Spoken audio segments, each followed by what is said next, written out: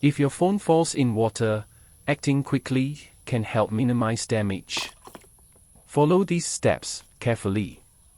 1. Remove the phone from water immediately. Take the phone out of the water as quickly as possible to reduce the risk of water seeping into internal components. 2. Turn off the phone. If the phone is still on, turn it off immediately to prevent short circuits. Do not press any buttons unnecessarily, as this may push water further inside. 3. Remove components, if possible. Take out the SIM card, SD card, and battery, if removable. Do not disassemble the phone unless you are experienced, as this can void warranties. 4. Dry the exterior. Use a clean, dry cloth or paper towel to gently pat the phone dry. Avoid shaking the phone to prevent water from spreading internally. 5. Use a vacuum or air vacuum. Use a small vacuum cleaner to gently suck out water from ports and crevices. Compressed air. Use canned air or a gentle blower to remove moisture from the headphone jack, charging port, and buttons. Avoid using a hairdryer, as the heat can damage internal components. 6. Place in an absorbent material.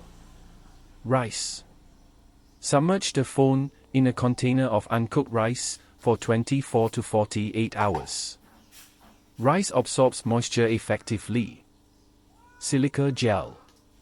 If available, silica gel packets, like those found in shoeboxes, are even more effective than rice.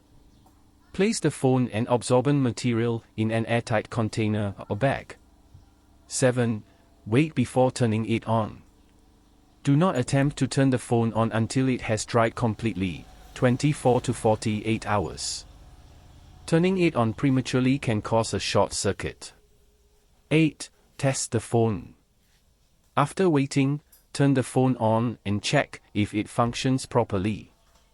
Test the screen, speakers, charging port, and other components. 9. Seek professional help, if necessary. If the phone does not turn on or behaves abnormally, take it to a certified repair center.